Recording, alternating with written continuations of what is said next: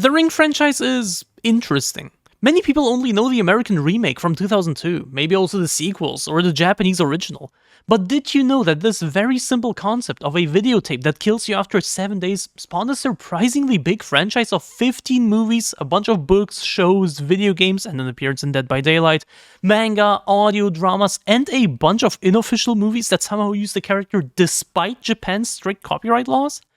I'm Jen, and this is part 1 of the entire history of The Ring, where I will explain all the novels and official movies and pick apart their surprisingly convoluted timeline. Part 2 will then cover everything else. Slight spoiler warning, I will talk about the premise of all these things, but also go into more detail with some of them. I'll always make sure to warn you before big spoilers though, and give a timestamp to skip to. So, let's start from the beginning. The year is 1991, and the Japanese Stephen King, Koji Suzuki, releases his second novel ever, simply titled Ring. It's about a journalist who notices a series of 4 seemingly unrelated deaths, because all of them were just heart attacks that happened in different places across Tokyo. But all of these people had an expression of fear or shock on their faces. They were of similar age, and all deaths happened at the same time. He sees some kind of connection there that he can turn into a story for the newspaper, so he starts investigating. And as the story unfolds, we find out about the series staples: the videotape, the 7-day limit, Sadako, or Samara in the American movies, the well, all of it is there, and more. But in contrary to most movie adaptations, it's more of a detective story than straight horror.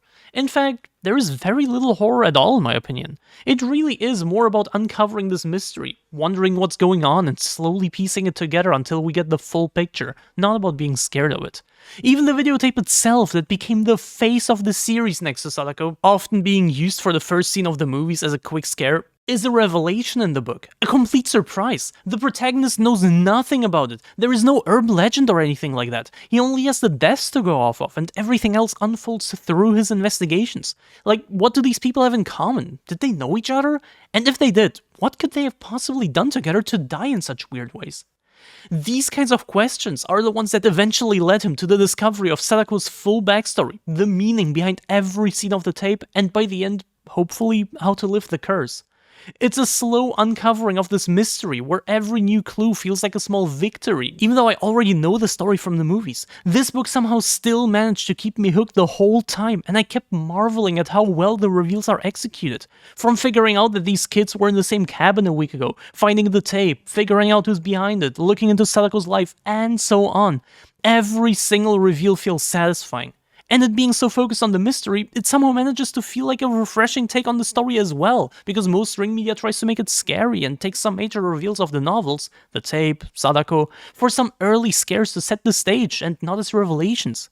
And with that in mind, I would absolutely recommend this book, even to fans of the movies. It's a completely different vibe and a new way to experience the story for the first time once more. My only real criticism is a big plot convenience, where they ask someone for help early on and they investigate together, find a piece of information way too quickly. It felt like the author wrote himself into a corner with a short time limit of 7 days, so they had to get a major reveal in a way that felt a bit too convenient. But that aside, it's a novel I love rereading every once in a while, and one with some real stakes, not only for our protagonist, but also because his wife and child also see the tape later on, and now he has to solve it more than ever. They can't just die. But some of his time is already up by that point. The next book was released 4 years later, in 1995, and is called Spiral. I really like this title. It shows a logical progression from Ring without just being called Ring 2. And that's also in line with the story. This book isn't your typical sequel that is just more of the same with maybe some new elements. It's not about new characters discovering the cursed tape and going to the first book's protagonist for advice or whatever. None of this cheap, obvious stuff.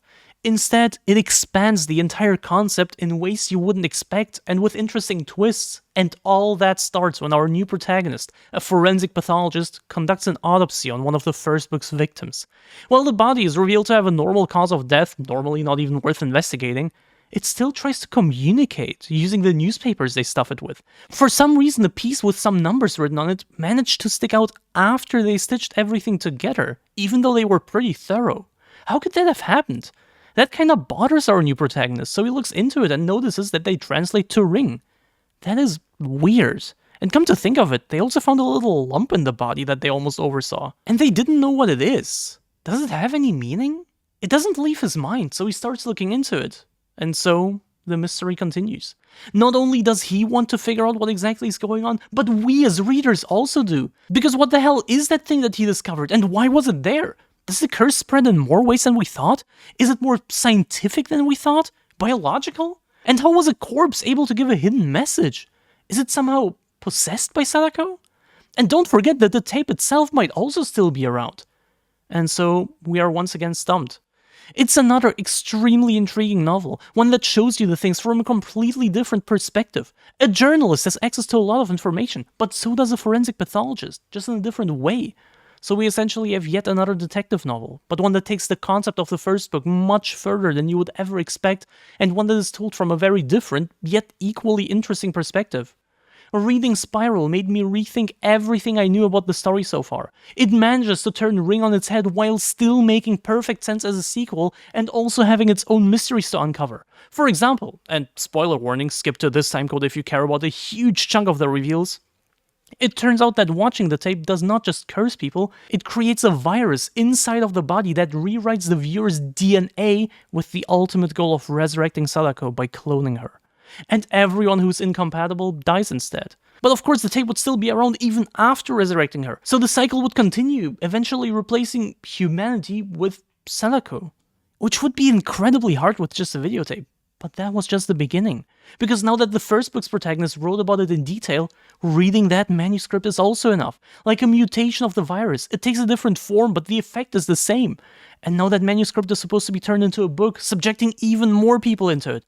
It mutates and spreads rapidly, from a tape to a book to maybe a movie adaptation, and God knows what else. And that's still not all, because it turns out that a character we know all too well is actively helping her. Because, believe it or not, she might not even be the bad guy here. Unless... After reading Ring, I thought that I knew everything there is to know about the tape, Sadako, and so on. The entire mystery was uncovered there. But reading Spiral made me realize that I didn't really know anything at all. And by the end of it, I was literally sitting there with an open mouth. I couldn't believe how this book managed to recontextualize everything from the first one to the point where I don't even see it in the same light anymore. As a book on its own, Spiral is just good. I still like Ring more. But what it does to the story as a whole, how it takes everything the first book establishes and completely changes the way you view it while still making perfect sense, is nothing shy of masterful.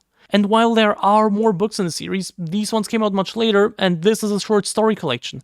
The original series was a trilogy, so imagine how excited I was for the third one.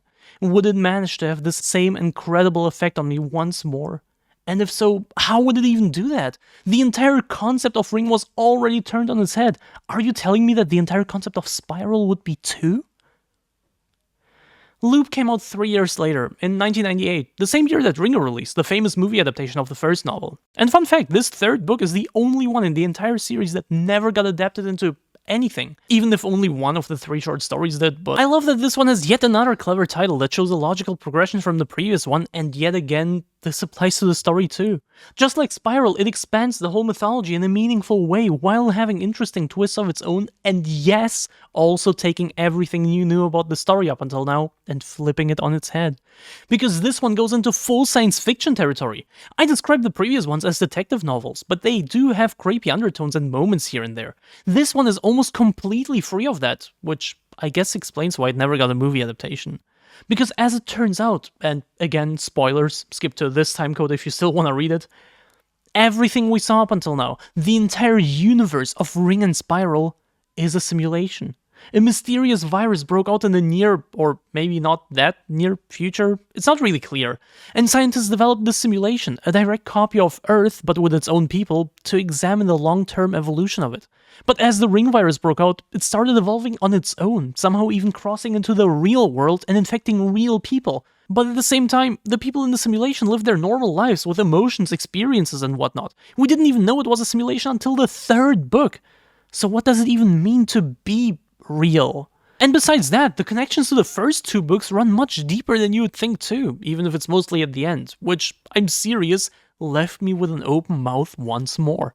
Because the link between the real world and the simulation might be deeper, stronger, more direct than you would think. Because the people in the simulation, our previous protagonists, the side characters, and everyone else in that world are in a way still real people, aren't they?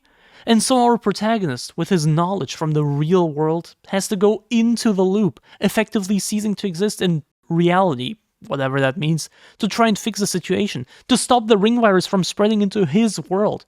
And as if that isn't enough, it turns out that he, in that simulation, is one of the main characters from the previous books, bringing us full circle. And please don't think that this is all this book has to offer. There is plenty more. And yes, it overall, once more, made me see the entire story in a different light. Turned it upside down just like Spiral did before it. I have no idea how Koji Suzuki managed that, but it's incredible that he pulled off this kind of jaw-dropping ending twice in a row. As a novel on its own, I think it's the weakest one yet. It strays very far from the original creepy idea that I love so much, of a videotape killing you in 7 days. A simple but effective way of creating mystery and suspense, whereas this one is more of a science fiction novel, tackling very different issues with a very different tone and a much grander story. And I just personally like the sometimes spooky detective mystery more. Loop is an enjoyable read and a conclusive ending to the whole thing, but for me it's just a little too far from the original story, to the point where I even asked myself what the point of all this was in the beginning, because the connections only come in later. So I personally prefer Ring and Spiral, but damn do I respect what Loop does to the series as a whole, and how the author managed to pull it off. I don't talk about this franchise very often, but whenever I do, I always make sure to mention how much I love the books and how they really aren't what the movies would make you think they are, and how masterfully crafted the entire concept of these sequel novels is. Though if you plan to read them, please also read the first one. Yes, the basic story is one you probably already know, but the sequel's built off of this version of it, not the movie version. And it being a book, there is still more detail to the story than any of the movies. For example, did you know that Sadako is intersex here? And that that's actually pretty important to the first book's story? And these differences aside, it's just a really good book. So please, do yourself a favor and start from the beginning. But as I mentioned earlier, Loop isn't the end of the original series quite yet. With the shortest break between any two books in the franchise, Birthday released about a year later this time. To be fair though, it's the shortest one, and it sadly breaks that beautiful title trend of Ring Spiral Loop. But I can forgive it because it's not a full sequel. It's a collection of 3 stories that take place at different times and have to do with birthdays in some way. This is still a Ring book after all, so it's not the way you would expect. All of them cover interesting moments from the main story that never needed a deeper explanation, but it also doesn't hurt. It actually complements the overall story pretty well. The first one, Coffin in the Sky, is about this girl who disappears during the events of Spiral and what exactly happens to her before we see her again. Without going into too much detail, this is some pretty horrifying stuff. Easily the most gruesome story in Ring history. It actually gave me goosebumps. Meanwhile, the second one, Lemonheart, is a complete prequel about the time when Sadako was still alive and part of a theater group. It has a completely different vibe to the first one, being more of a creepy, haunting slow burn. A true, subtle, psychological horror story about this beautiful girl that creepy stuff always happens around, even deaths, told from the perspective of a survivor. Conceptually, probably the most interesting one of the 3, because it turns Sadako into the main character and has new mysteries to uncover. Like, what does Lemonheart even mean? And the last story, Happy Birthday, a sequel, or rather epilogue to Loop, is kind of tragic more than anything, about one of the main characters dealing with the loss of another main character. It actually managed to make me a bit sad, and after it was over and gave me an even more conclusive ending to the whole thing, there was this lingering, empty feeling of finishing a really well-written story. One that had an impact on you without you even realizing it until it's over. Of course there are sequels, but they came out more than a decade later. This was originally meant to be the end, and that's exactly what it feels like. A bittersweet ending to a story with incredibly different tones and perspectives and super well-written twists. This is not the first time I've read these books, but they never fail to impress me. While the 3 stories in Birthday don't turn the whole thing upside down yet again, and contain too many flashbacks to the first 3 books in my opinion, they do flesh out the overall story a bit more and also contain a few little twists and revelations of their own. If you've read the trilogy, definitely make sure to check Birthday out too. It complements the novels really well and, again, gives you a more complete picture and an even more conclusive ending. But keep in mind that these aren't standalone stories. They all build off of the novels, yes, also the prequel, and you should read those first. And this was the end for now. The movies took over. A year prior we got Ringu, one that is considered to be an absolute masterclass in horror, and 3 years later, the most famous one, the American remake, was released, giving this franchise the worldwide recognition it deserves. Maybe not for the same reasons I would recommend the books, but still a great way to enjoy the story. And so it lived on. The cursed video was spreading far and wide. until it wasn't anymore. After The Ring 2 in 2005, it got very quiet. Surprising after such a success and so many Japanese movies already, but for some reason it came to a screeching halt. Until somehow, in 2012, 13 years after Birthday, Koji Suzuki decided to release another one. I wonder why. With the simple title S, Breaking the Ring, or The Loop. I like this title, but in a way it doesn't feel as clever as the previous ones. Maybe it's just me, I don't know, but it kind of feels off and already sets the stage for an underwhelming soft reboot, especially after the conclusive endings of Loop and especially Happy Birthday. How could you possibly follow that up? By, making another tape, I guess. Yep, that's actually what this one is about. A new tape appears, this time not related to Sadako, or at least not in the way you would expect, Ring novel and all. Now, to be fair, it's not as lazy as it sounds. The tape is very different, and so is the entire history behind and around it, as well as the experiences of the people watching it. It's actually pretty interesting. They don't die here, instead their entire experience and personality gets changed. But at the same time, I was also not really invested in it. It somehow feels weaker. The stakes feel lower when people don't die, and the tape itself also has much less to discover. It only shows a single scene. It's interesting that it changes as we go along, which is actually the catalyst for the story, because the protagonist discovers that it's different from when he last saw it, so he starts looking into it and discovers the ring phenomenon in the process, so there's this element of mystery about why it's changing and what exactly it has to do with Sadako, but it still feels less impactful than the first tape, which was directly linked to Sadako and actually killed people. I liked seeing how the world developed in the meantime, and how the dots connect. The author knows how to write mystery, and I was kind of interested throughout. I wanted to know what happens next. But that's exactly the problem. I was only kind of interested. It just doesn't have the same impact anymore. That super interesting mystery where I just have to know what's going on. Until the last quarter, at least. That's when it finally managed to hook me completely. Of all the books, I remembered this one the least before rereading it, and I can see why. It lacks that kind of magic that the other ones have, where you are genuinely invested in what's going to happen next, and when the twists roll around, they hit hard. S, on the other hand, tries really hard to be like the other ones, but just doesn't reach that level. It feels like the author wrote it for the sake of writing a book, to promote the new movie or whatever, not because he had anything meaningful to add. And that is supported by his own statements. He himself said that he never planned to continue the series beyond Loop, and the only reason for Spiral's and Loop's existence was to rationalize the whole curse, because he doesn't actually like supernatural horror. And when he was done with that, turning the curse into more of a biological thing in Spiral, and the whole story into science fiction in Loop, he was done with it. He sadly never commented on Birthday as far as I can tell, but that is more of a complementary piece, and it does flesh out the story more. S was never meant to exist. There was nothing else to tell. It's the Toy Story 4 of the Ring series. The story is interesting enough, but it never feels necessary, like a well-thought-out continuation. Instead, the whole way through, it feels underwhelming, tacked on. The connections to the other novels are there, and it's not a bad sequel, but it's also not one anyone needed. The story was already wrapped up beautifully. Or in other words, it's basically what I expected Spiral to be. A sort of uninspired sequel that introduces new elements, but ultimately falls flat. I really mean it when I say it's not a bad book. I wasn't really invested most of the time, but I did enjoy reading it. Please go for it if you want more of this universe. It's just, compared to the high standards of its predecessors, it's disappointing. And I think that's what it comes down to. But you know what the worst thing is? It ends on a cliffhanger, one that was resolved the next year with the last novel so far called Tide, sadly breaking that trend of titles cleverly building off of each other, this time for real. I was really excited for this one because that cliffhanger was actually really interesting. I wanted to see it resolved and, more generally, where this true conclusion would lead the series. Would it be another banger that makes me see the whole franchise in a different light? Would it be another fine but ultimately pointless sequel? Would it be a complete shit show? The answer is, I don't know. Released just 1 year after S, which got translated into several different languages, Tide only saw Japanese and Chinese releases. I only know that it goes even harder on the science fiction and tackles more philosophical concepts of human identity and the implications of cloning people. Apparently it also tries to rationalize the curse even more. That sounds interesting on paper, but I don't really know how it's supposed to work. But I want to read it, and to this day there are no news about an English version ever releasing, not even a fan translation. So if anyone would like to give it a go, I would be more than grateful for it.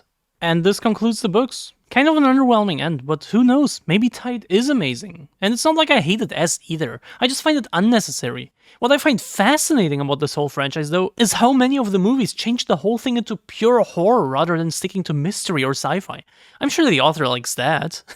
And that only the first 2 books got real adaptations. All other movies are either loosely based on the books or completely original, building off of previous movies. That doesn't apply to the very first one though. That one is actually the closest adaptation of Ring to date, and it's not the one you're thinking of, because the famous 1998 movie is actually the second one.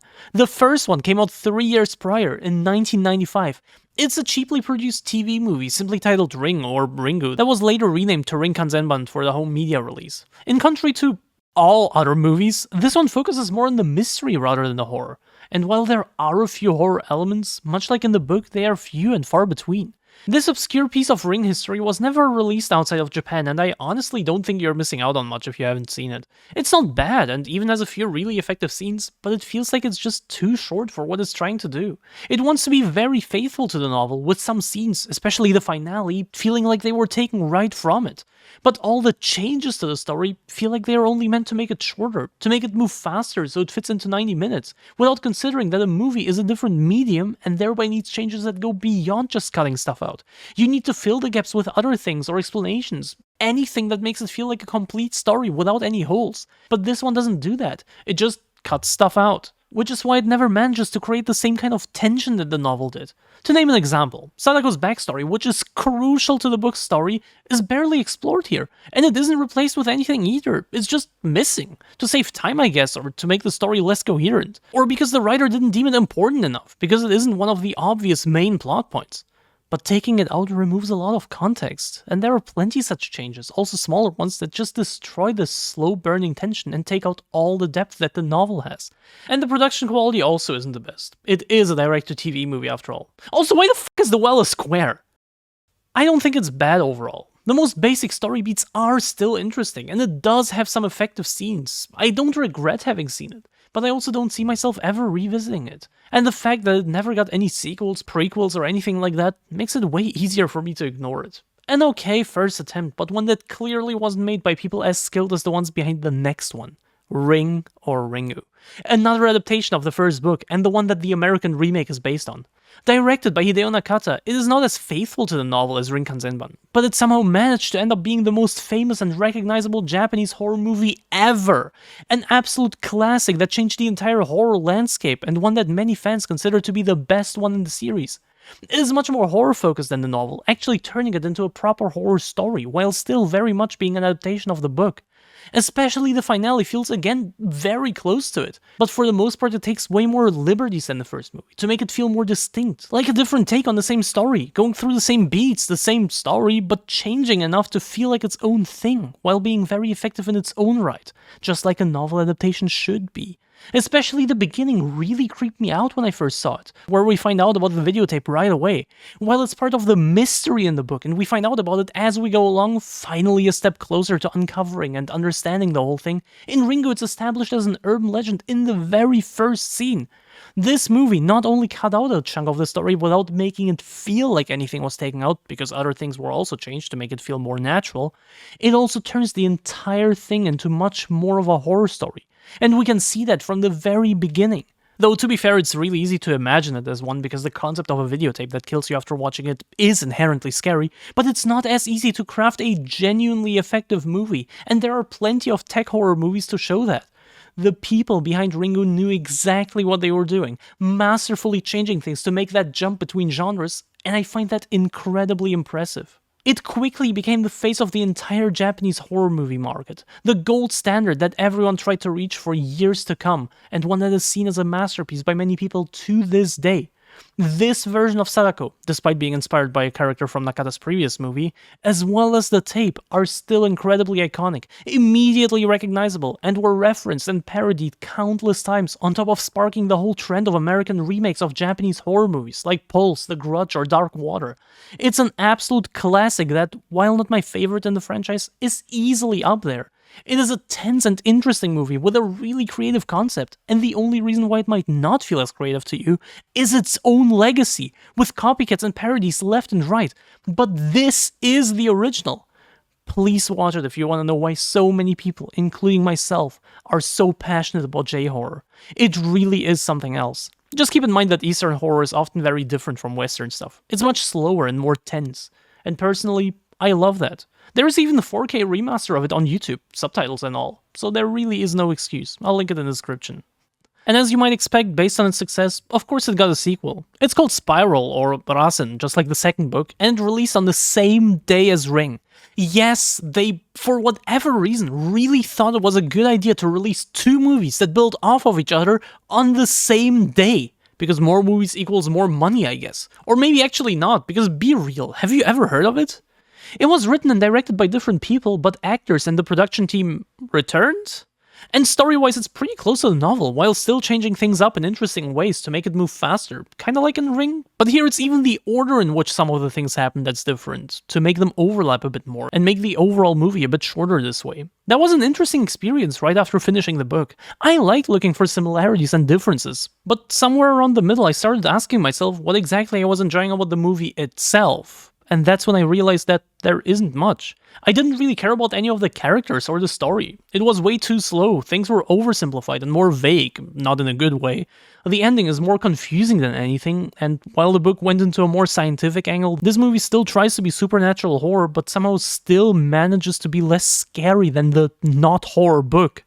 So what's left when you as a viewer aren't scared of a horror movie? When you don't care about the mystery of a mystery story? When you're confused and bored and the only thing you care about is comparing it to the movie it's adapting?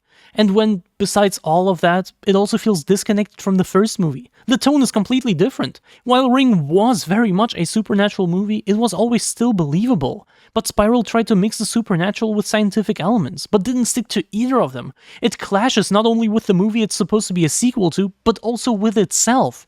Not to mention that it feels more random than Ring, more abstract you could say, with a dreamlike tone, including straight-up dream sequences and hallucinations that were just not a thing in any previous Ring media, and are honestly more confusing than anything. It somehow managed to alienate itself from the sequel movie, from itself, and from the books. So what's left? With The Ring, I would equally recommend the book and the movie, because they're both masterfully crafted and bring their own takes on the same story. But with Spiral, I don't see why anyone would watch the movie over reading the book. It really is that much worse. But if you want to destroy the book's amazing plot twist for yourself, you might as well waste less time and read the synopsis on Wikipedia. Rasen is not horrible, I don't hate it, but it's definitely not good either in my opinion. A massive disappointment, probably because it was written and directed by the person who wrote the Ring Kanzenban. He tried to be innovative, but ended up creating a footnote in the franchise's history at best. About a year later, another movie was released. Not based on Loop, as I already mentioned, and to be fair it couldn't have been, because the ending of Spiral's movie adaptation was changed in a way that directly contradicts Loop. Which is fair, they were both released around the same time, so they couldn't have known. Also, Spiral's reception was pretty bad, so I guess they didn't want to risk anything, and made Ring 2 instead. An alternate sequel to Ring, written and directed by the same people. The next year. Imagine something like this happening today. And it being the first movie with an original story, it's a nice breath of fresh air. It builds off of its predecessor in a way that goes into the supernatural much more, but still makes more sense than Rasen, because the tone is actually consistent with the first movie. In fact, it goes even harder on the horror. It's about the husband of the first movie's protagonist dying under mysterious circumstances, so one of his colleagues at work, our new protagonist, starts looking into it, of course learning about Sadako and all the other things in the process. But at the same time, the first movie's protagonist's son seems to have developed some psychic powers, showing that Sadako's influence goes much deeper than just the tape, expanding the entire concept in directions you wouldn't expect, like this one, but also others. That was genuinely interesting to see, and while the horror falls a little flat in the beginning, there are some genuinely intense scenes near the end, and the story is interesting enough to carry the movie until then. Kind of. It gets a bit boring around the middle, but is overall not a bad sequel, just one that sadly doesn't come close to Ring. It's more convoluted, with more outlandish plot points, like the son now being possessed, and an attempt at over-explaining the whole thing, which is just never good for horror movies, and probably why it faded into obscurity. An interesting product of its time that I would recommend checking out if you're a fan of this series, but one that's in the shadow of Japan's most iconic and beloved horror movie. Though to be fair, seeing how people don't seem to like it very much, I might be in the minority here, so you might actually not want to check it out. It's up to you, I guess.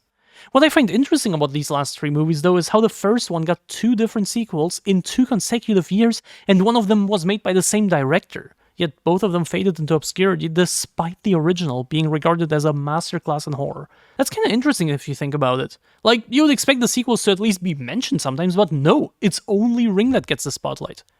And in 1999, it was already remade, only 1.5 years after it originally came out, and 5 months after Ring 2. That means we got 4 movies in about 1.5 years, and one of them is a remake. That's pretty crazy. The Ring virus, or Ring as it's called in South Korea, is a South Korean movie.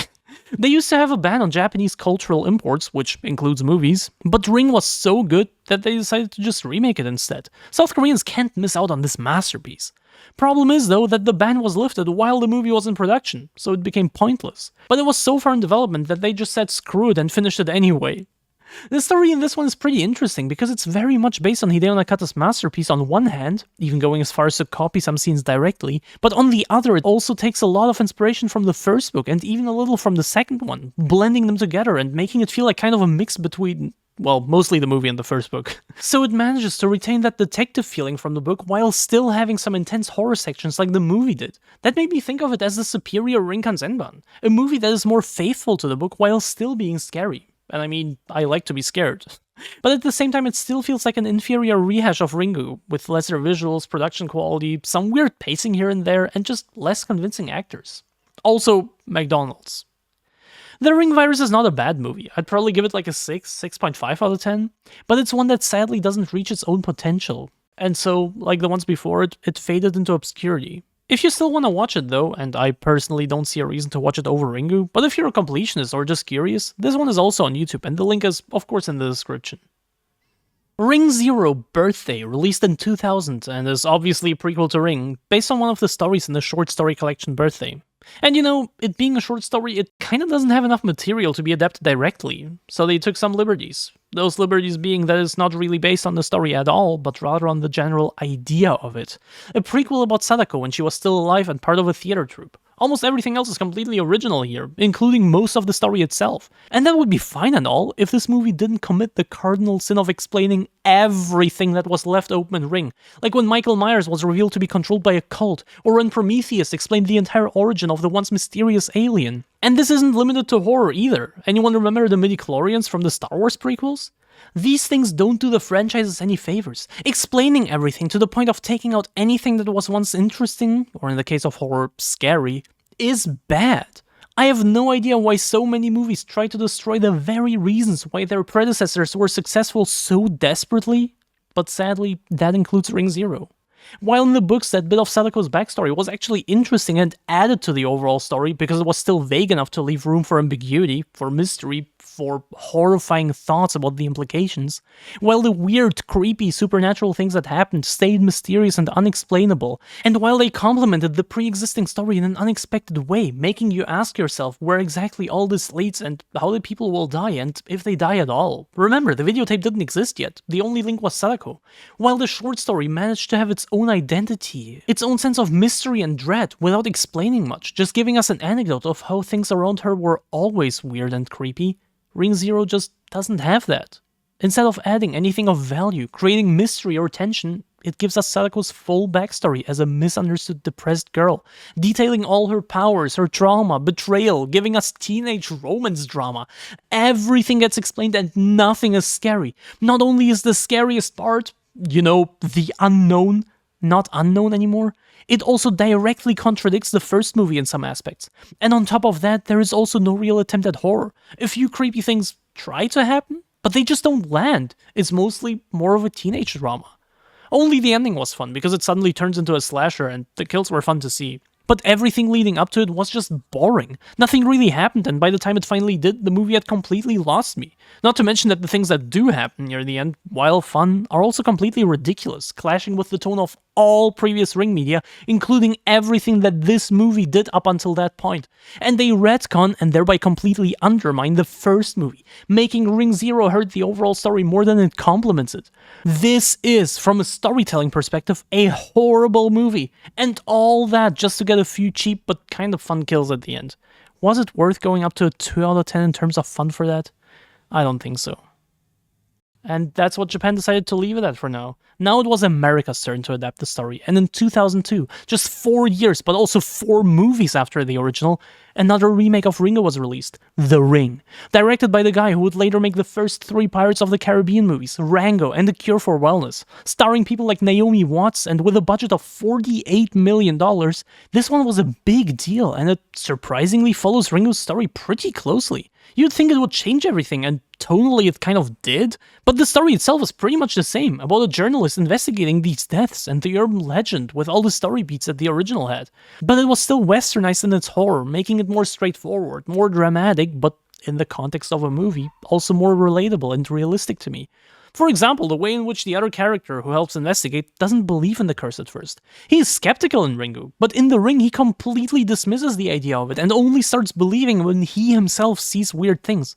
I find that more relatable. And that is the case with many of the changes. They just work for me. It's still kinda subtle, but I guess you could say it's straightforward enough for my stupid Western brain.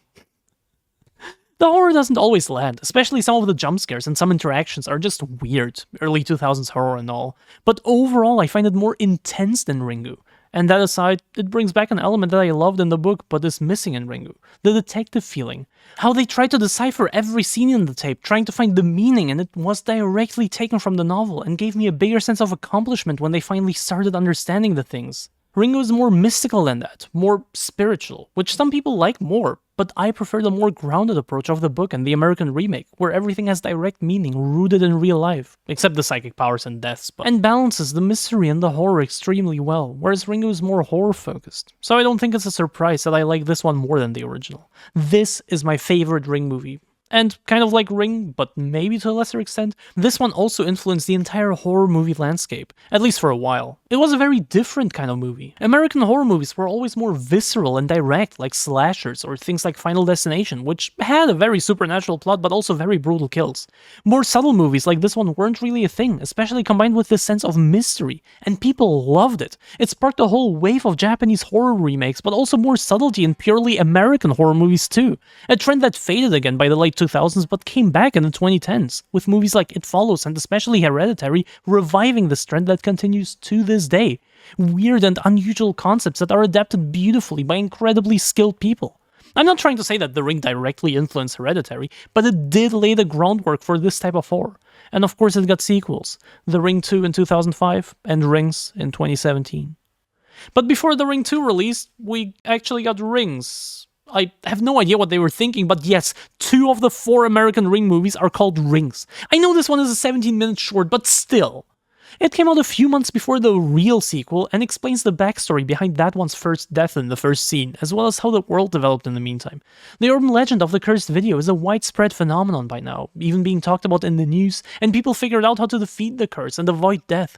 So naturally, a whole subculture developed around it. People getting a kick out of getting as close to the 7 days as possible, documenting their journey and uploading it to the internet, which is actually an interesting idea and something I can see happening in real life. But at the same time, there is so much more potential for failure with this concept, to just make it not scary at all. It's about a guy who, of course, watches it and documents his journey, and while the beginning is pretty lackluster and about as scary as I expected, even down to copying a creepy scene from the first movie but treating it as this obvious thing that everyone experiences and removing all the creepiness from it twice in a row, the second half really ramps things up with cool original scenes and genuinely effective scares. I love these types of descent into madness stories, and this one pulls it off surprisingly well overall, and plays into my personal fear of what if you can't escape the curse after all pretty well. That same primal fear that prevents me from ever climbing mountains or cave diving. What if it doesn't work out? And I loved the ending, which of course leads into the second movie, but is also really effective on its own in my opinion. The jump scares and the kind of low-budget feeling took away from it a bit, but I liked Rings. So let's see how the sequel handles this premise. Can Hideo Nakata, yes, the director of the first 2 Ringu movies, returned for this one, do it once more? Can he turn this thin ice of a concept into effective horror, or will it break and become a slopfest? The answer is none of the above, because he doesn't do anything with it at all. It's just a direct sequel to the first one, where the protagonist moved to a different city, and of course that first sudden death in front of a TV from the prologue just so happens to happen there. So she looks into it, breaks into the ambulance, gets jump scared by Samara, breaks into their house and finds the tape, talks to the other involved person, really starting to investigate. only for the movie to never reference this again. Because from this point on, the entire focus of the story is on her son, who still seems to have a supernatural connection to Samara, much like he did in the first movie, contrary to the original Ringu, by the way. There the connection was established in the second one, but here it's just the focus that shifts to it as her influence grows stronger. And it's portrayed differently, going much further with these genuinely scary nightmares and things he sees in real life. Not hallucinations, they actually happen and other people see them too. And they're genuinely creepy in my opinion. And honestly, I actually kinda love it. But of course I also have some problems with the movie, like how our protagonist doesn't even try to solve this new mystery of why her son is still connected to Samara at first. She just lets the things happen. And by the time she finally does look into it, half the movie is over already and she figures it out in like 20 minutes of movie time.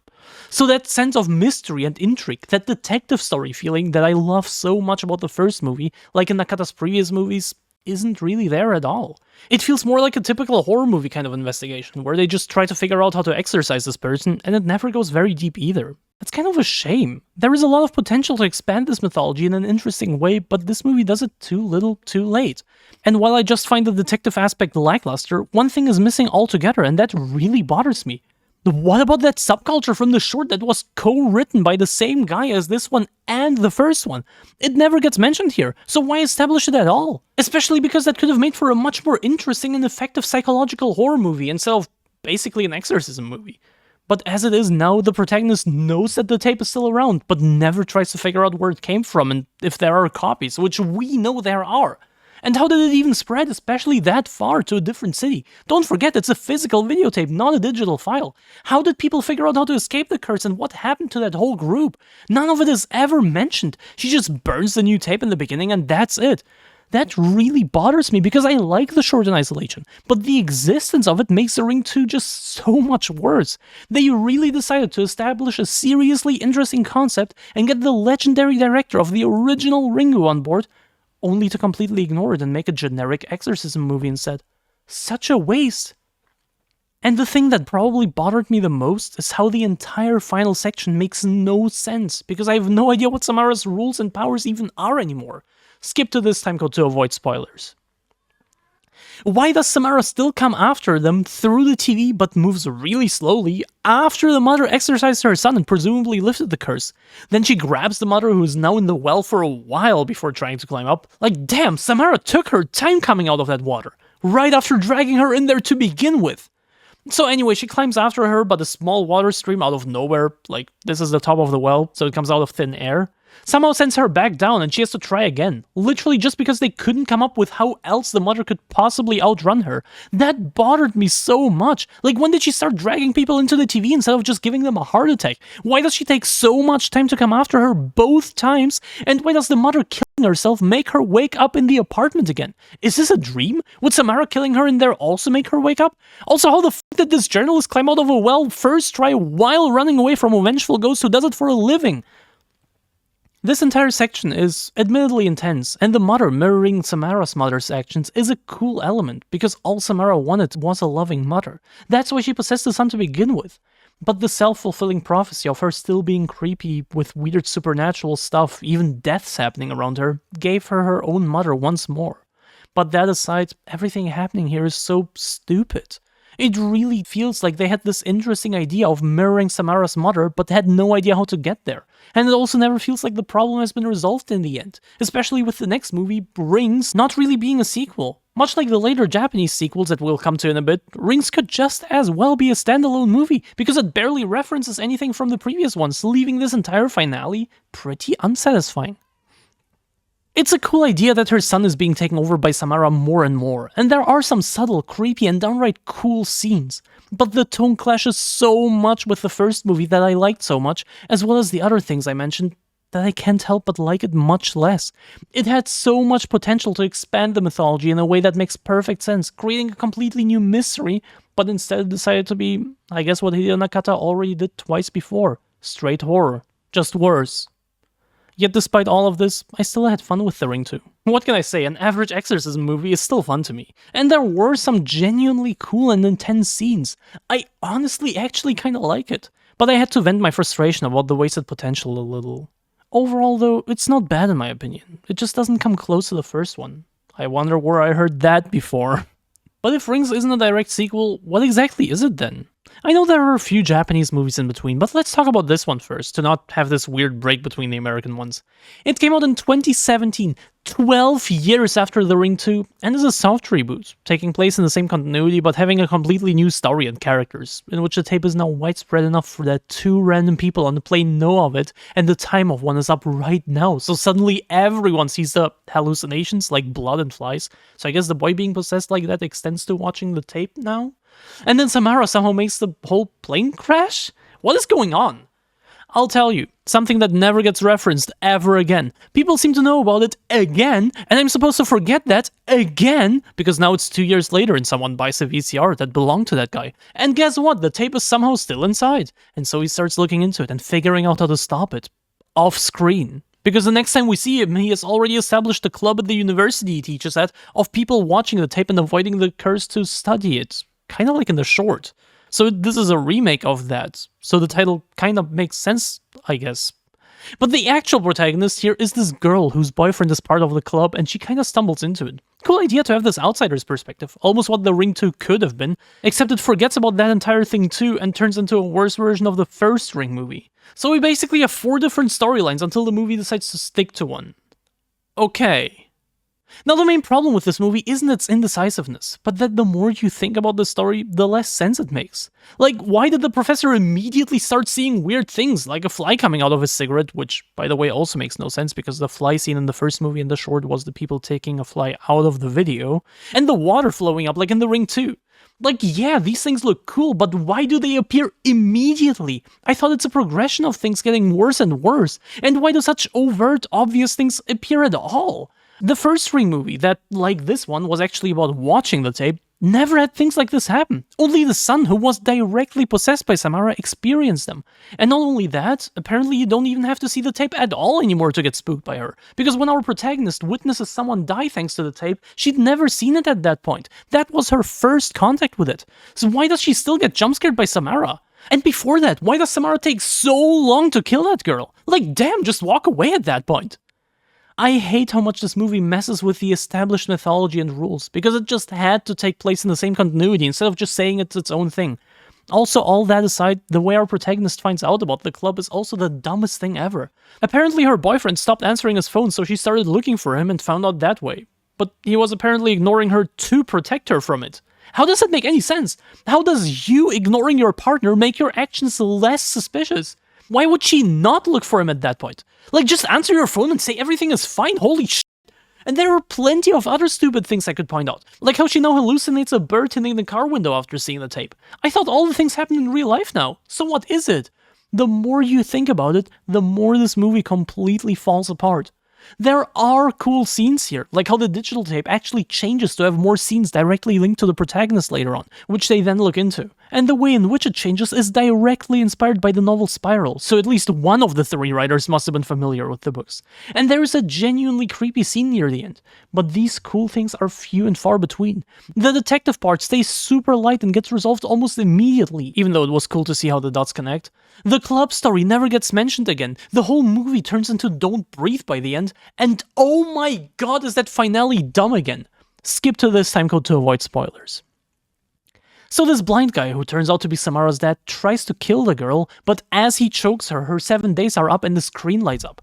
But I swear, him choking her while Samara gets out of that phone that she just phases out of super slowly feels so insanely drawn out that it was just funny. Samara then cures his blindness and kills him immediately after, so she is the last thing he sees. Cool, I guess. But why did she kill him? Isn't the girl the cursed one? Or is he an exception because he abused her when she was still alive? Fair, I guess, but such a thing was never established. And she doesn't even kill the girl, she just disappears again. So I guess she can only kill one person at a time and the girl just got lucky? I don't know. I have no idea what her rules are anymore. From just giving people a heart attack after 7 days, to that BS finale of The Ring 2, to now killing her father instead, what is going on? Why? Why can't these movies just be consistent with one another? Now, after all this, you might be surprised to hear that I didn't find it horrible overall. It's the weakest American Ring movie, yes, but it does have its moment and plot points I found interesting. It's never scary and the story stays very surface level, but I did have fun sometimes, despite all the stupidity. I find it mid, which is more than most people do, so maybe I'm the minority here. And maybe it would have helped to have more than one of the 3 writers work on a horror movie at some point in their life. But it is what it is. This is the last American Ring movie we got so far.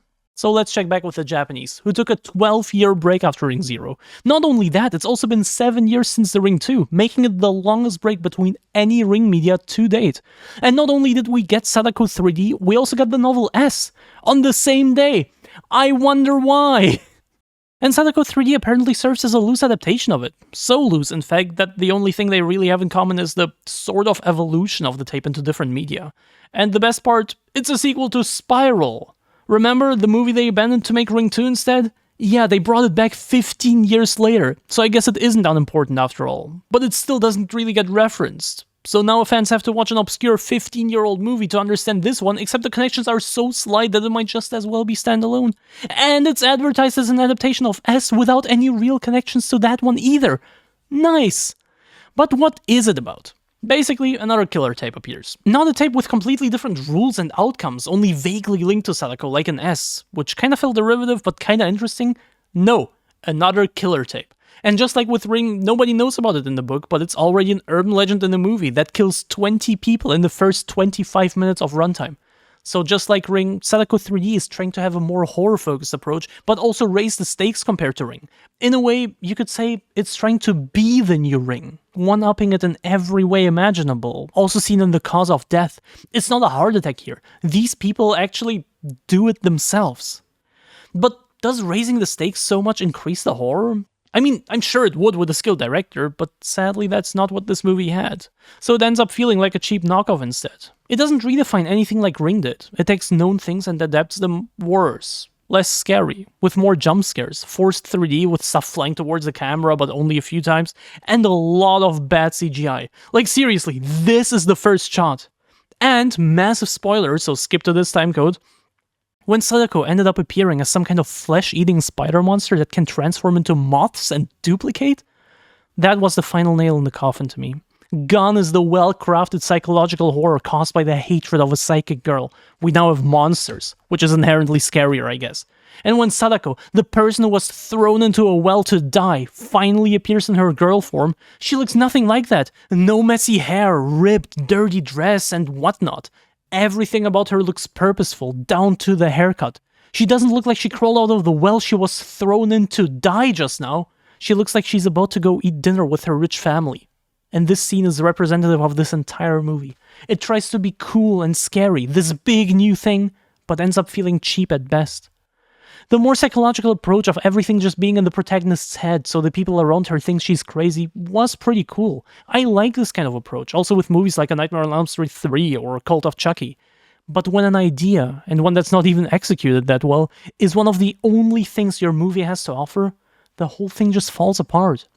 Just like many Japanese movies in the decade or so before Sadako 3D, it tries to use the hype of Ring to create something similar, but honestly feels more like a trash film, closer to the likes of Zombiever than to a serious horror movie. And that is such a sad fall from grace compared to where the franchise started. Sadako 3D is no more than a footnote in the franchise's history, but so are many of the movies. And while I do think it's deserved in this case, I also can't help but think it's a shame. It's a shame that the history of a groundbreaking masterpiece gets tainted by shovelware like this. The great return to the franchise is the worst one so far in my opinion. And that is sad. Why did they let a guy who made 3 comedy drama romance movies and nothing else before direct the comeback of Japan's most iconic horror franchise? Who thought this was a good idea? And you know what? It even got a sequel, Sadako 3D 2. Released the next year, in 2013, this one sets the tone right away. This is the first scene. Though, to be fair, there aren't even that many jump scares. It's just kinda crazy that they decided to start this one off with the opposite of why the original, that is technically still in this same continuity, is so beloved. Anyway, the tagline of this one is, "The girl is born." And indeed she is. It's about this creepy Sadako lookalike daughter of Sadako 3D's protagonist who has supernatural powers and is causing or just straight up killing people. So we basically have a reincarnated Sadako here. Not really, of course, but it works the same. Pretty uninspired after Ringu 2 and the Ring 2, but in a way also interesting, especially since the mother died during the birth. What is going on here? And that's just one storyline. As this all unfolds, we also have an investigation into these deaths. Why do people randomly die, and does it have to do with Sadako in some way? Is the curse not just connected to the tape anymore? The premise is actually kind of interesting. I like both storylines conceptually. This had a lot of potential. It's just a shame that they didn't try very hard. The investigation is somewhat interesting, but honestly kinda boring, and what could have been the next scary iteration of Sadako with her own story and her own quirks ended up being almost a background character who people happen to die around with little tension or emotion. Soulless horror tropes, some jump scares, horrible CGI, but luckily less of it than the first one, and a horrendous ending where, spoiler, skip to this timecode if you care, they spend the entire movie trying to figure out what's up with the child, and once they learn just how evil everything surrounding it is, and that it's sort of a continuation of the curse, and that there is one thing they can absolutely not do or Sadako will reincarnate through that child, the protagonist does exactly that. What the f***? And when the bad guys stop it at the last second, I know that I'm supposed to feel bad because the protagonist's action was stopped, but I want to be happy because evil is stopped. But I can't, because the bad guys suddenly turned good, I guess, without any build-up, so I still feel like they are bad and doing something wrong, and the good protagonist is dooming the entire world, but also with no build-up, so in my head she's still the good one and knows what she's doing. It's this weird contradiction the ending creates, where I don't know who to root for and what to think about anyone. But by stopping her from reuniting into Sadako, they enrage the child so heavily that she still kind of turns into a small Sadako. A well appears, blood comes flowing out of it, and the supernatural evil child goes completely crazy with blood everywhere, and Sadako still comes back. I have to admit, all this looks really cool, and the shot of Sadako being back is pretty effective, but what the hell is going on? She then pulls her into the well, the inside of which looks like dog shit. Like, for real, why does it look like this? I thought it's an old well. But somehow the protagonist manages to save her and everything is good and the child is alive and stuff. And I still don't know how to feel about that. Like, she's still basically Sadako too. Aren't we supposed to be against her? But that's already the end. It's so confusing and convoluted with random stuff just happening and no real conclusion that I still don't really know what all that was even about. And that's kinda bad if you ask me. But at the same time, overall these last 20 minutes were surprisingly enjoyable. And there were some actually creepy moments sometimes, and some interesting story beats. For example, our protagonist visiting the creator of Sadako 3D's tape. That was genuinely intriguing, because who would know anything direct about Sadako if not him? But other scenes just don't land at all, including supposedly creepy scenes with the child, or the jump scare that comes right after that scene with the tape's creator. It feels like they had all these cool ideas but didn't know how to turn them into an effective movie, making the whole thing feel kinda like an amateur project. I swear, give this exact concept to a skilled director and it would have been an amazing sequel, one that really brings Ring back into the spotlight. But they decided to pick the one from the first Sadako 3D movie, someone with virtually zero experience, especially in the horror genre, because it worked so well the first time, I guess. Such a waste. But you know what? Surprisingly, after Sadako 3D, I don't think that Sadako 3D 2 is a horrible movie. It's bad, don't get me wrong, I'm not gonna pull the Ring 2 on you again, but it's actually kind of watchable if you're a fan of the series, and I honestly wouldn't have minded a sequel. The ending is pretty open, I want to know what happens next, and if the quality keeps rising, I'd be down. But I'm also not too sad about this series' end, because what we got instead of a sequel is honestly something I don't think anyone would have seen coming. Sadako vs Kayako, a crossover with Ju-on, or The Grudge, which, if you don't know, the basic concept is actually really similar to Ring, except that the curse here has to do with a house. Basically, if you enter it, you're done. A ghost woman famous for... and her son are gonna haunt you, you'll start hallucinating, spiral into madness, and die. Of course, like with the tape, there are also other ways to get cursed throughout the movies, but this is the most basic concept. And while a crossover between the two franchises could be really cool, but also has a lot of potential to be trashy, this movie kinda tries both. Sometimes it's serious, sometimes it plays into the ridiculous with a more lighthearted and comedic approach. It doesn't try to be this big new thing, it's just some fun for the fans. And I respect that, especially with how it doesn't try to fit into any continuity. It's its own thing that also changes the rules up a little, like the cause of death after watching the tape now being suicide after 2 days instead of a heart attack after 7. And it's not a problem because it isn't trying to change established rules within its own continuity, because it's its own thing. Is it really that hard? Rings? Sadako 3D? The movies that come after this one?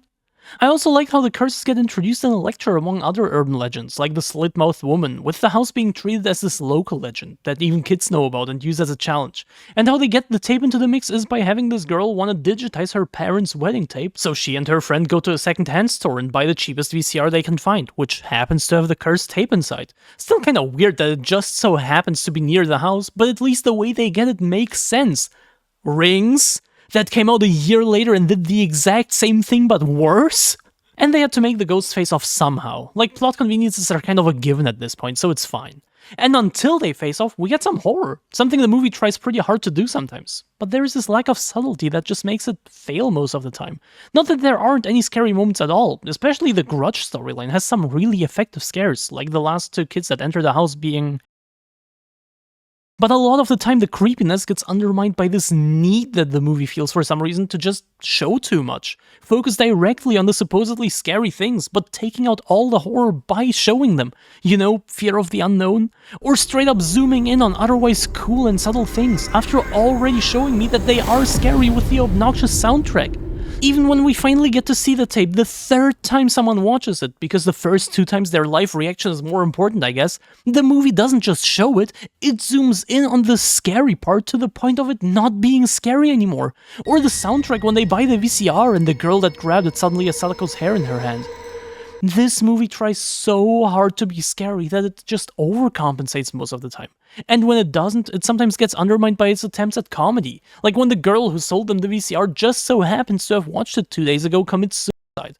The store owners look for her in this otherwise really effective scene, but instead of just discovering her body or something, we see her jump down from like a 3-meter shelf. It's just goofy, but not goofy enough to be funny, so it just undermines the horror. And in case you were wondering, that is about the level of comedy in this movie. It doesn't commit to the ridiculous enough in my opinion, so it ends up being kinda cringe most of the time. Except that Exorcist guy who comes in later and he's like super arrogant and slaps people around and stuff, I found him pretty funny. Until he stopped doing all that and turned into a serious character pretty quickly, but at least we get some funny moments with him, I guess. And he's the one to suggest making the ghosts fight each other, which then happens about 20 minutes before the movie ends. Until then, it's basically standalone Ring and Grudge stories that the movie keeps alternating between. You know, I really want to like this movie, and writing this part of the script about this movie was the hardest in this entire video, because I want to convey how torn I am on it, how hard I tried to like it, because I remember liking it a lot when I first watched it.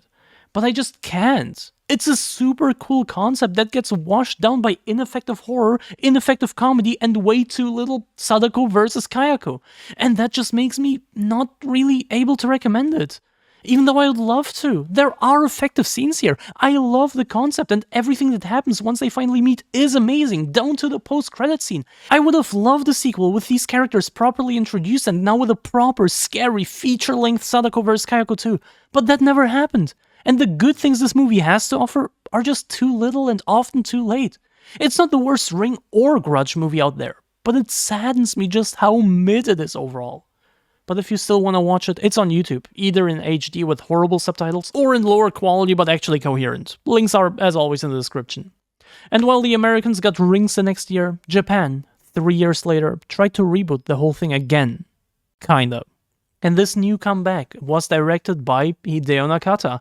Yes, the one behind Ringu 1 and 2, and his new movie Sadako is a sequel to those two, not to Sadako 3D 2, so once again the Rasen timeline gets ignored, 20 years later, but this time it's actually based on the book, and it's called fucking Sadako, why not just make it a sequel to... Anyway, it's loosely based on Tide, which I can only imagine means it has virtually nothing to do with it, like Sadako 3D. But I can't say for sure because I wasn't able to read it. But that aside, can the director capture that magic from over 20 years ago this time? I mean, of course not, but the beginning is actually pretty promising, with this woman believing her daughter to be the reincarnated Sadako and trying to kill her with a fire. But instead the real Sadako appears besides the daughter. Interesting to see her in the fire because she's normally associated with water. The daughter survives and the mother dies instead. But who was the mother? Why does she know of Sadako and why does she think it's her daughter? This is such an interesting premise. Problem is, though, that It's never explained. This is literally just the premise and nothing else. Why? Why do you build something interesting up only to never explain it? Again! And why does this franchise get a new sequel to an obscure 20-year-old movie only to never really reference it, as we'll see, again? Anyway, with all that build-up done, the movie now focuses on the daughter. Another murderous supernatural child. I wonder where I've seen that before. Except it also never gets explained here, because who needs context? All we need is a continuation of this totally not confusing story, I guess. She gets placed in a psychiatric clinic, but the other kids bully her because she's creepy, so she starts doing supernatural stuff to scare them away, like moving a cart, or knocking over this model house. I'm sure it's spooky to the other kids, but... And that's really about the level of horror here. Of course, not all of it is this childish, but most of it is about this effective. And ineffective horror aside, sometimes the whole story doesn't even make any sense, like Sadako crawling out of a TV randomly, which would be kinda creepy if the crawl didn't look so funny, but also why? Nobody watched a tape or anything, so where is this coming from? And then nothing even happens, people faint and everything is fine? Like, what is going on? Why is Sadako even around, and what is the connection to the daughter? Things just happen, but nothing is ever explained. There is also no tape and no curse at all here. You'd think YouTube having its own subplot in this movie would, I don't know, elevate the video from the tape to new levels, especially seeing how it's a sequel to a movie where the tape is still very much around. But no, this is just a straightforward horror movie with barely any scares, a confusing story, none of that weirdness that made the original movie so good, and no real payoff. Because the ending is, spoilers, skip to this timecode, that we get sort of a cursed tape out of nowhere for no reason. But it's actually just a vision, and the phone ringing immediately is a coincidence. We then get a creepy scene that turns goofy with Sadako dragging someone but not moving, just being forced back. They then kind of fight over that person, and she just holds onto him with her hair somehow covering her face the whole time, really taking away from that creepy effect of, not seeing any of that. And the movie is over. What happened just now? There is literally, and I mean literally, no payoff in this movie. It's all just confusion. I still don't know what the story even is and why any of what happened. And it's not scary either. If anything, it's either nothing or gets undermined by cheap, funny-looking stuff. This whole movie is incoherent, has no subtlety, no horror, and ultimately no purpose.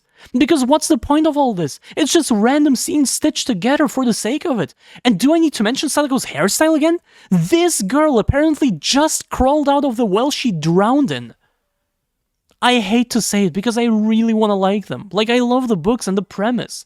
But these newer Ring movies are just trash. A complete waste. Especially since the setting of a mental health facility with a psychologist as the protagonist is genuinely interesting. And some scenes are genuinely effective in isolation.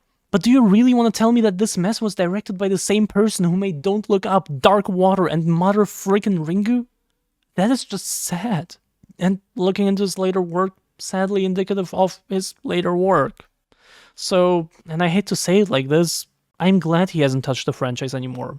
I mean, there's still time, but, And Sadako also didn't get any sequels or anything. Instead, this new and, as of yet, last Ring movie, and last appearance of Sadako to date, Sadako DX is sort of a legacy sequel to Ring. A soft reboot that brings the curse to the modern age, creating yet another timeline. And it's also basically just called Sadako, but isn't a sequel to any of the Sadako movies. I'm sure that won't confuse anyone.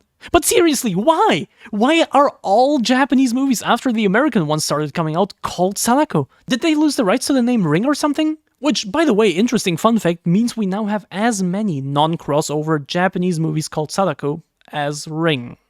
Anyway, this one sets the stakes real high from the beginning, with 40 confirmed deaths and they just keep going. There's even a listing of a cursed videotape on some illegal weapon website shown in the news, so people definitely know of it and even debate about it on live TV. Pretty interesting approach, with one character saying that the 40 confirmed sudden deaths are just a placebo effect of believing in the curse? Okay. So the other person gives her a copy of the tape after the show, and the sister of the girl ends up watching it, with the footage being entirely different from the original movie that this is a sequel to.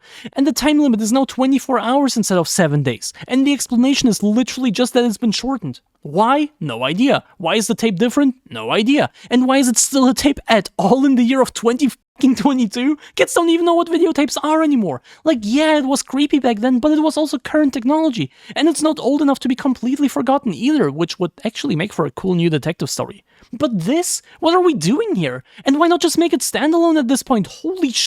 That would literally kill half the plot holes in this movie. Why does every Sadako movie have to be a loose sequel to a 20-year-old movie without referencing it, or, like in this case, directly contradict it?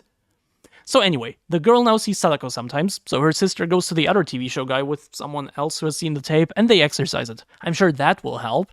And we get one of the worst death scenes ever. On purpose. Because apparently this movie is a comedy, and this is the level of comedy. Or this random bald guy standing there all menacing like Sadako, but looking kinda goofy. Some scenes made me exhale a little, but that's about it. And it's the same with the horror. Some scenes are trying to build tension, like cursed people seeing Sadako and panicking, but it's often undermined by comedy right away, or if not, just falls flat for other reasons. And the mystery is also very minimal. There are a few somewhat interesting scenes, like when they discuss the curse and say that it might be linked to a virus, which is an interesting element taken straight from the books, but you know, it's still just a breadcrumb, a tiny hint, and that kind of stuff is all we really get here. So this movie tries to balance all three genres, comedy, horror, and mystery, but doesn't do any of them well. Horror comedy is already one of the hardest genres to nail, because it combines two of the hardest genres to nail, but this one also tries to add a third one on top, which it also doesn't do well. Why not give this project to a director who actually knows what he's doing? Why do they keep doing this? Sadako DX is less confusing than Sadako. The story is actually easy to follow here, but tonally, it's all over the place. It's less interesting than most other Ring movies, and ultimately just forgettable. Which, to be fair, is the case for all the Sadako movies, but at least the other ones had something that stands out, and not just desperate attempts to be quirky and different. It is baffling how Rings of all movies is, in my opinion, the best standalone Ring movie we got in the last 20 years. I wish we would get another good one. I am passionate about this franchise. Like, I wouldn't make an hour-long video about it if I wasn't. And keep in mind, this is just part 1.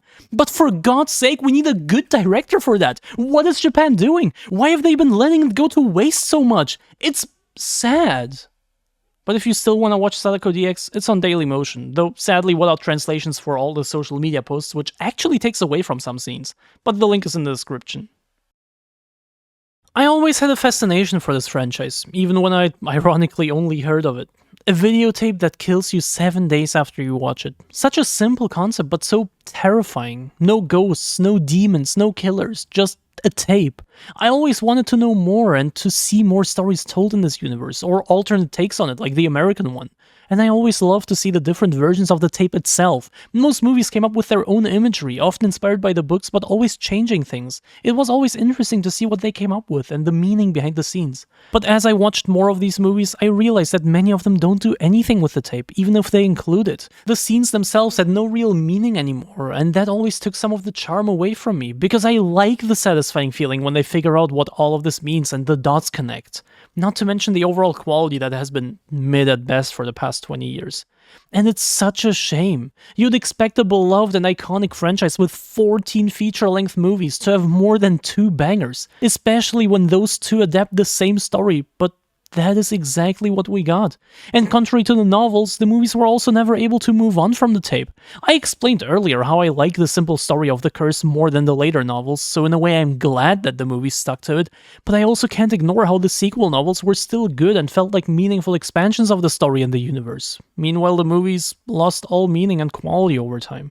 And many of them also still try to stick to the books in the loosest ways possible instead of just coming up with something new. Like, there is only so much the books have to offer, just make a new story at this point. Is it really that hard? It is so disappointing that a franchise I am so passionate about has so many stinkers. But my hope for a big return will not stop. I know it's possible, and I know there is still interest. Dead by Daylight added Sadako just a few years ago, totally coincidentally before Sadako DX came out. And there was hype around it. People still like the concept. They want to see more. It just has to be good. This franchise still has a lot of potential to be genuinely scary, because the core concept is genuinely scary. But damn it, Japan, or America for that matter, please hire someone who knows what they're doing. And maybe also stick to one timeline or make standalone movies, because what is this? But if you want to follow any specific timeline, just check the graphic on stream. Anyway, This concludes part 1 of the entire history of the Ring. Sorry for this bummer of an ending, but in part 2 we'll be looking at the other media, including but not limited to video games, manga, and TV shows. And I mean, all those are from the late 90s and early 2000s, so maybe there is more quality there.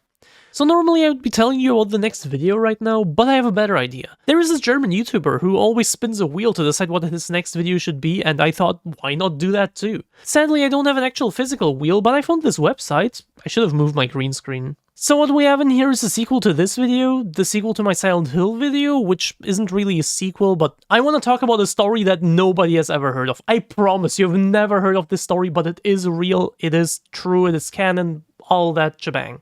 The sequel to my Resident Evil video, where I will talk about all the smartphone games, a video about the Assassin's Creed franchise, without specifying what exactly it is, and a surprise video that I don't want to reveal yet. You'll see it when it's done. So, let's see, what we get is the... There is no way. Okay, wait, actually the Ring 2, okay, sick. Yeah, okay. I guess my next video will be about the Ring movies, games, shows, and stuff. Can you hear that I'm a little sick? Oh my god. I should have recorded this in a couple days, but I really just want to put this video out. Anyway, back to the main Jen, who's not home right now. I am home here. Hi, this is my home. The other one is not home. I might post some smaller videos before it, but this will be my next main one. Subscribe to not miss it and check out my other videos, like the one where I talk about all the obscure Silent Hill games that you've probably never heard of. Thank you so much for watching, have a wonderful day, night, whatever, and goodbye.